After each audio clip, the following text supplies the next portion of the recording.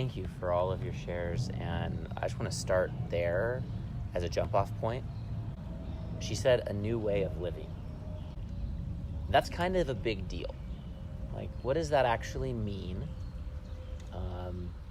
Is the way we're living right now bad or wrong? What is this new way of living? What would it take for us to arrive there? How will we know when we got there? Is that an ideal that's just not really worth looking at, or is actually our destiny that is critical for us to focus on? I know that when you say a new way of living, I connect to that. I'm not exactly sure exactly what that means, but there's something in there that feels like it's really important to pay attention to. In a lot of groups, I like to ask the question, what's the sound effect that comes up when I say the word politics? You know, we get a lot of like moans and groans and right? And one of the things that I'm most passionate about is inviting in a rebirth of our relationship to politics. Because somewhere along the line, politics became synonymous with backstabbing and bickering and lying and deceit and manipulation and vying for power, right? So when we say politics, that's what like pops into most of our minds. And money. We should just change the word. And if we look back at the root, polis, a Greek word, our city, the place that we call home, a love and a care for the place we call home so much that we participate in its stewardship. We care about the way of being in our home. And so we influence it with our engagement and our participation. And I love that, because in that, politics isn't even synonymous with government. It's deeper than that. It roots into the politics of caring for our lives, for our houses and our homes and our families and our communities and our cities and our regions and our nations, and ultimately to this home, right? The politics of stewarding this planet well, this place that we love so much, that we're willing to do something to be able to help to ensure that the present moment is as good as possible. And even more importantly, that some way that we bring our energy and our life forward, our resources and our care and our intellectual capacities forward, that the future generations that come beyond us are better set up to enjoy their quality of life, because we took politics very seriously. And I think that's really where OneNation is coming into the conversation, is we're finding out, who wants to really have a conversation around the politics of creating a world that works for all. And we live in a world that is infected, and I don't say that negatively, more objectively, with what we can call a win-lose paradigm. And if you look at most political conversations, there's one group that wants the world to be the way that they want it to be. And they feel fine about another group losing or not having the world the way they want it to be in order for them to have it the way that they want it to be. If you cut America down the middle of the left and the right, traditionally conservative, liberal backgrounds, that's one way of seeing this kind of like win-lose war, right? And our media is kind of these caricature narratives, like accentuating that idealistical narrative warfare. Or if you look at this narrative around the rich and the power elite, the 1%, and then the rest of everyone else, the 99%, then you've still got this narrative that's putting some against other. And that's still an expression of win-lose. One Nation is the party for the 100%. There's nobody that's outside of our system of care or consideration. There's nobody that we want to lose so that we can win. And to root this deeper into understanding what I'm talking about here, when we look at the political system, we see that it's really the current expression of the political system. It's an expression of the economic system. And if you're familiar with kind of like body issues, you can have skeletal misalignments, and you can also have muscular issues.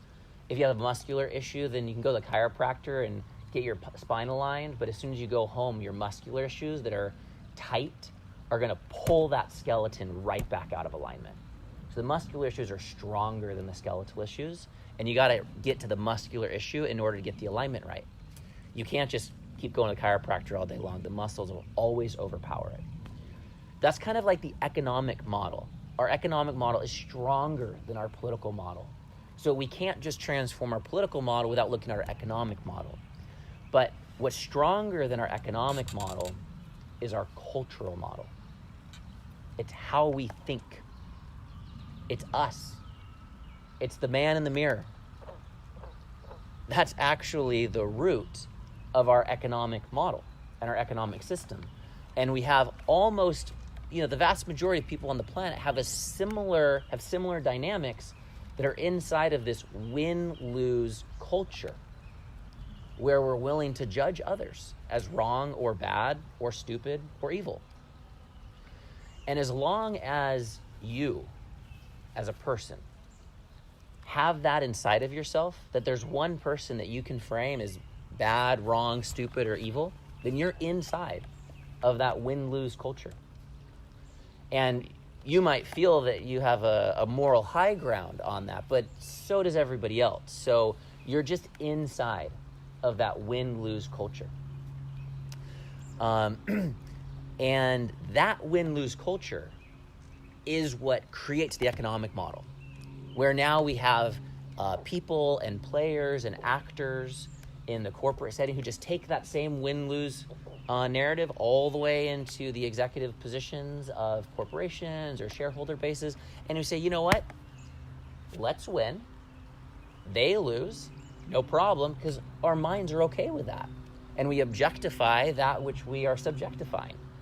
So that whether that other is people, we can pollute and that's fine, or the environment or species or whatever it is, it's an expression of that win-lose culture moving itself through our government system or our media or our corporate, political, economic system.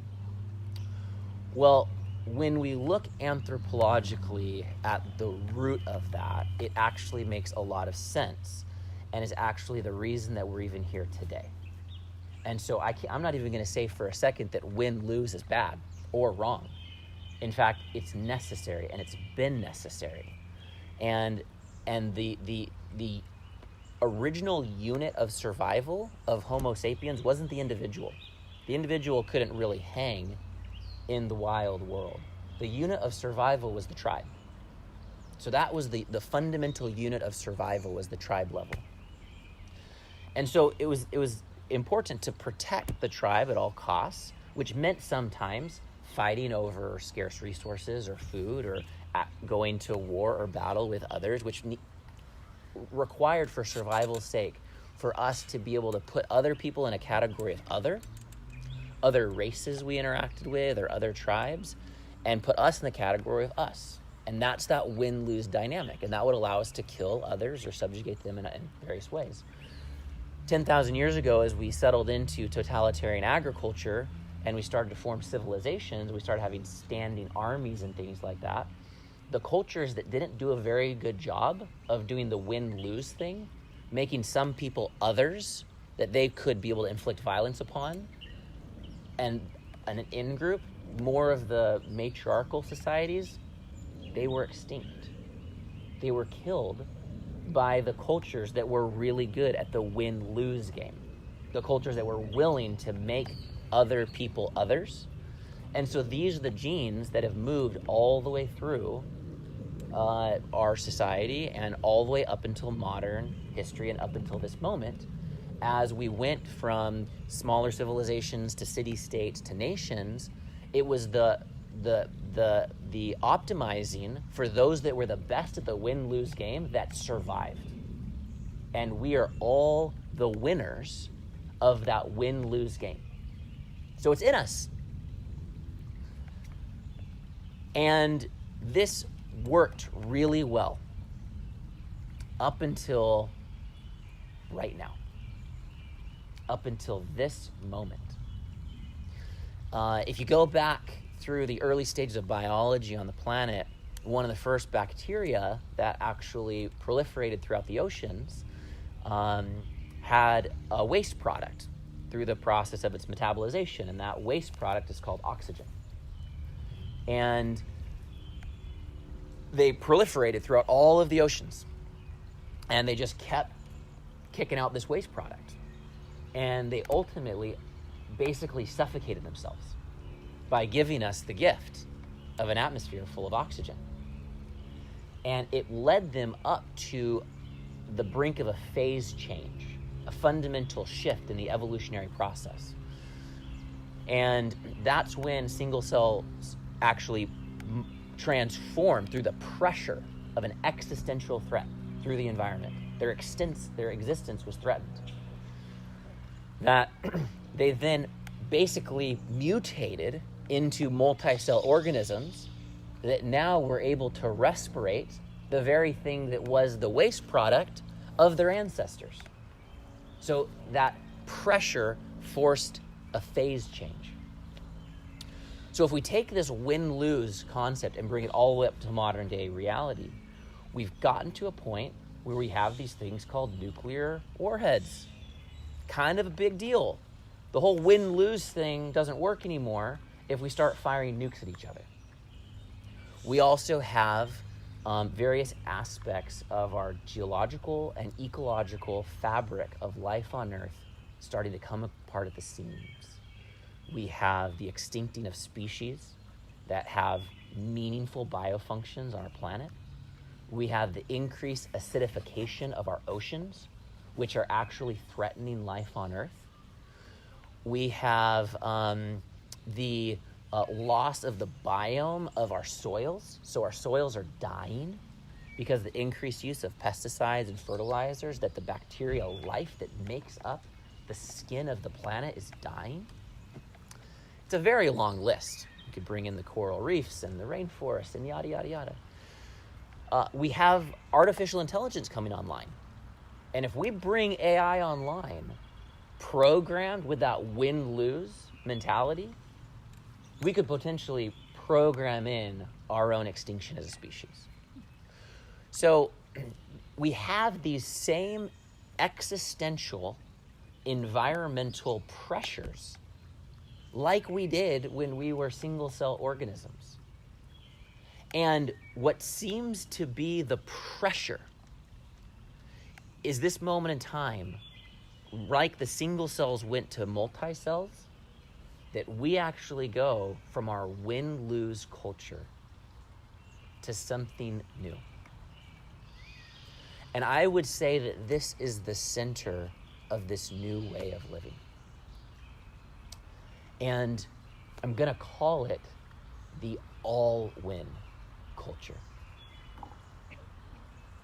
And I think it actually pays an homage back to those cells that said, boom, we've got to come together. We've got to come together. And if we come together, then maybe something new is possible. They didn't even know that respirating oxygen was a thing. It's not like they planned that one out. They just said, let's go to synergy. Let's go to collaboration. and let's see what's possible.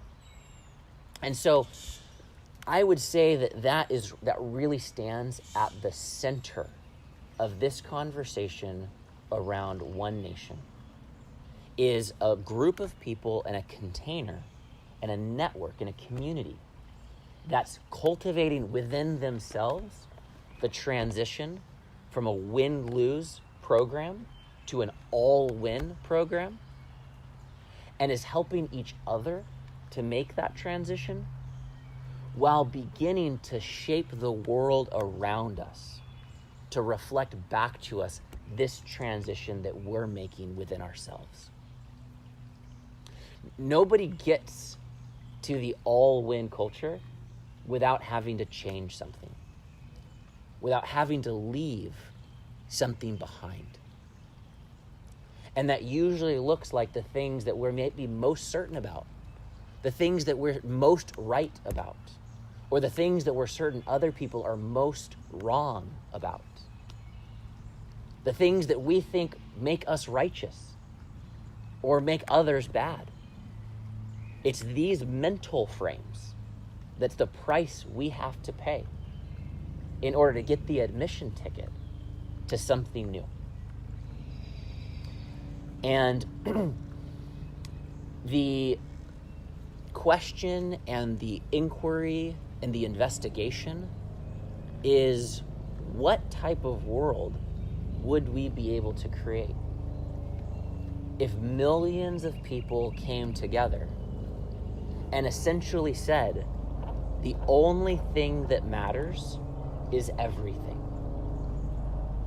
and the only one to care for is everyone, and that there was that drumbeat that was the beat that we danced to, and we could sniff out the leftovers of the win-lose dynamic. And we could say, no, that's just not the thing anymore. We're actually not playing that game. And you see, it's not just so we can feel good. It's not only so that we can empathize more, but it's actually because when we move from a win-lose cultural frame to an all-win cultural frame, the quality of our thinking improves more than 1,000 times. Because inside of win-lose, we basically have a standard frame, standard kind of way of showing up, and you might call it the asserting of an opinion. It's kind of a pretty standard play in that win-lose culture. You guys might have noticed that before in the world around you, or maybe in yourself. And when we have an opinion, we limit our learning. We say, no, I've already got this thing figured out. I already know what's best here. And that prevents us from taking in all this other information, all of these other perspectives. And so we prevent ourselves from actually really understanding a topic by having an opinion that keeps us from taking more information in about the topic. And so we actually need to move to a new foundational cultural code just so we can improve the quality of our thinking, so the quality of our thinking is up to the challenge of dealing with the nature of the problems that we have today and the opportunities that we have as a human civilization and the decisions we have to make about tomorrow. And when we look at this transition from win-lose to all-win within a person, there's kind of 4 fundamental capacities that a person needs in order to make this transition. And the first capacity is the capacity to think for yourself and the capacity to realize how you've been manipulated and how others are doing the thinking for you. What we call moving into our sovereign perspective, where we're doing our best to find out our own understanding of issues and our own perspective. We have to get there, step one. Step two, we have to then be willing and able to step aside from that perspective. So we can now start to see things from multiple perspectives. Because if I hold up something, let's say my phone here, I open it up like this, and you're looking at this and I'm looking at this, you're seeing a phone and some credit cards, and I'm just seeing a blue square. So we could argue all day long about what we're looking at, because I'm saying, no, I'm just seeing a blue square, and you're saying, no, I'm looking at a phone and some cards. But it's not until we stitch together your perspective and my perspective that then we can start to make sense of what this whole thing actually is. It's a highly simplistic metaphor and example. The complexity of the issues that we're dealing with today have hundreds or thousands of facets. It is such inferior thinking to believe that there's one perspective on an issue and that we know what it is. Everything has all of these nuances, all of these different lives and different backgrounds and different perspectives on an issue. And as we move to an all-win culture and we start to really become enthusiastic and enthralled, even obsessed with seeing things from as many different perspectives as we possibly can, then we start to see a greater connection to what's really going on in a particular issue. Well, this then leads into the third skill, which is our ability to form a holistic understanding of something. And the thing that prevents us from really understanding something in totality is our opinions, because then we stop learning. And there's an almost infinite amount of information on almost any topic. So the only way we're going to get closer to a holistic understanding is if we keep asking more questions. So in this all-win culture, we actually move from asserting an opinion to being phenomenal question askers. And that expands our thinking to be more holistic in nature. And those things lead to really the pot of gold at the end of the rainbow, which is the ability to start to form all-win solutions. And I stand that there's none of the issues that we see as fundamentally polarizing that if we did a deeper capacity of listening and investigation and research and experimentation and learning together and really stepping aside from that fight and saying, I feel completely different about guns than you do, but tell me more about why having guns makes you feel safe. Because having guns makes me feel not safe. But I'm curious about what about that really matters to you. And then if you can do that to me also, if we can hold the ideal that an increased quality of conversation is possible, then we might learn something that we would never learn by just trying to sock each other. And this might actually just be the thing that actually helps us to understand how to rebirth our society that at every level and stage has been built from and through and of the win-lose culture. You can see it everywhere you look. And I don't think that it's that crazy to say that a migration or an evolution or a transformation to an all-win culture by a meaningful percentage of humanity would be what it would take to actually create heaven on earth. Buckminster Fuller said decades ago, he said, we've crossed the line where there's an actual scarcity of resources. Any scarcity of resource is a projected mental frame, or a scarcity of resources based upon an economic model where some people are vying for a particular advantage or gain. But objectively, we're on the other side of that with the technology we've created thus far.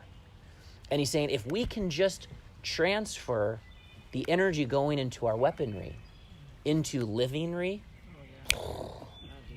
We've made it. We've made it.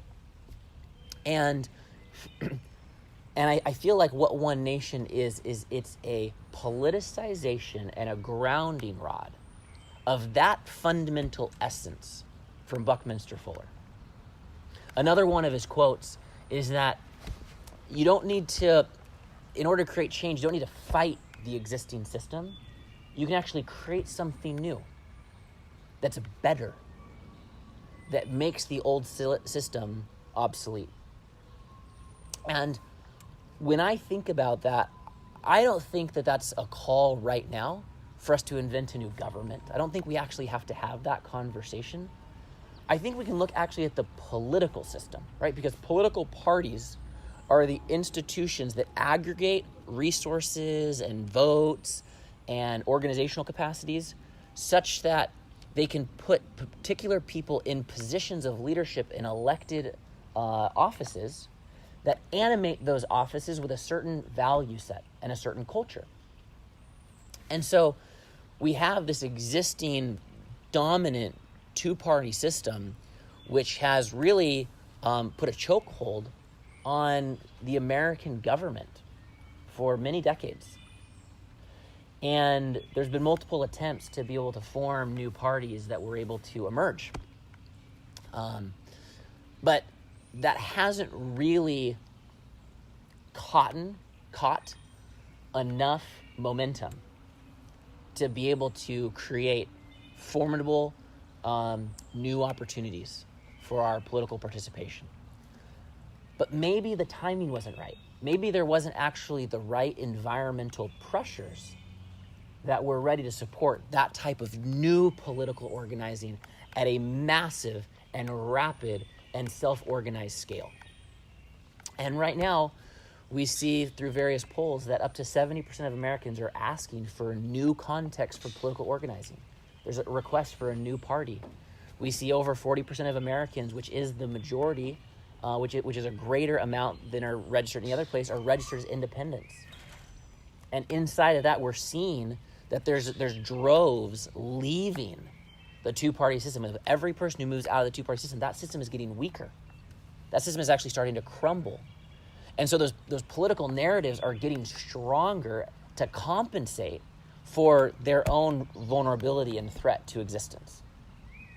So we've got a moment in time here. And we have an opportunity to organize in a completely new way, with a new ethos, a new cultural norm, and the opportunity to translate the ideals that I'm speaking of all the way into the positions of elected leadership in our existing government. Not because the existing government is going to really cut it for however long to come, and you mentioned some potential massive transformation, what government is and how we operate at local, regional, and planetary scales. So I think that we might all know or have a sense that massive transformation in government itself is imminent, but maybe we can actually play a better role in that transformation from being a part of it, from being internal to it, and not just outside with our picket signs outside of City Hall, but actually inside of City Hall, making the decisions of how we allocate the multi-$100-million budgets of our cities. And so we're organizing a new political network premised around our individual transformation from our own win-lose culture to our own all-win culture, and fusing that personal transformation process with our ability to create transformation at our societal level, so that we're not just running to try and change the world without looking at ourselves, and we're not just isolating ourselves as we raise our own vibration while not being fully interconnected with the transformation of our society. I think that if you were to take OneNation and sum it down into just kind of like one kind of dense, compact sentence, I would say that this is a multi-decade commitment to rebirth our society by conjoining our personal transformation with our societal transformation contextualized by political organizing. And using the political organizing, using the campaigning process, using the ability to envision what would be a mayor of this new culture, of this new world, what would be the new governor, using this whole process to actually give us the context for us to come together, right? Because we actually need something to do that then holds us together as we learn how to be a new way. So why not have those activities be campaigning for a new culture and a new generation of people to move into our existing government systems and processes? When we look at where we're at and the quality of thinking that's got us here and where we're going, it becomes evident to me that simply talking about budget allocations or policies on a particular topic are fundamentally inadequate to be able to actually meet the challenges and opportunities of our day. There's not one agenda item that I see in the news that I'm like, oh, if that goes the right way, we're going to be fine. It really is in the category of rearranging the deck furniture on the Titanic. While we are potentially careening towards some massive aspects of collapse, whether it's our financial system, our governance system, our political system, our social systems, and likely our environmental and ecological systems. So we need a deeper quality of thinking, and we need new agenda items. We need a whole new political discourse, and this political network, this political party will play a role in bringing a new conversation and a new narrative to as many people as we can possibly communicate with, engage in this network, and influence, like putting out the bat signal to say, if these are the things that matter for you, if you're looking for sanity, if you're looking for a wise integration of love and power, and you're not seeing it in the world, let's have a conversation, because that's what we're doing over here. And we're not just doing it in an ashram, and we're not just doing it as hippies that are just going to organize and sing a song and put a flower in the barrel of a gun, but we're actually organizing. We're building our own power around our love. And we need to go through a multi-decade discovery process to figure out, how do we actually create survival for all species? How do we create thriving for all? How do we create a world where everybody feels a sense of dignity? And how have we failed doing that? Right? So it's like, it's not just Medicare for all, it's dignity for all. And that conversation is 1,000 times deeper. But that's the quality, that's the depth of thinking and the quality of thinking that we need to do in order to start to figure out what it's going to take to rebirth our world. Dignity for all, free choice for all, happiness, fulfillment for all, a sense of winning, a personal sense of success for all, a bright future for all. What world do we have to invent that would lead everybody feeling like, I want to be here. I want to be alive. I don't want to take my life. I don't want to just medicate my days and my years away. I want to be alive. I want to be here because this world is an amazing place to live.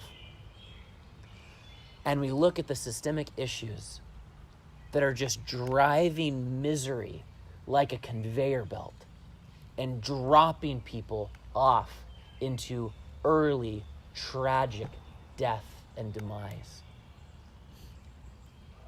I know we can do better than that. And I also am not living in some ideal that it's just going to be easy because we gathered together as a barbecue of nice, lovely people and had an inspirational conversation. But because of a commitment to come together, to organize for years, and for decades, to see this as far through as we possibly can. You know, I think about the Revolutionary War and the vision for a new nation while this place was just British colonies. And I think that that idea was pretty insane. I think that was pretty radical to believe that a group of folks would be able to be the strongest military that had ever existed in all of human history. And yet there was something that led them to be crazy enough to go for it. And in doing that, it wasn't just rhetoric. By signing that Declaration of Independence, that was putting their life on the line. By going into the ranks of that Revolutionary War, that was putting their life on the line. So what's our version of that? You know, it's not just making a post and feeling like we've engaged. What does it look like for us to put our lives on the line? Be willing to live for the promise or even just the possibility of a new world. To put our lives on the line. To be willing to live for that or willing to die for it.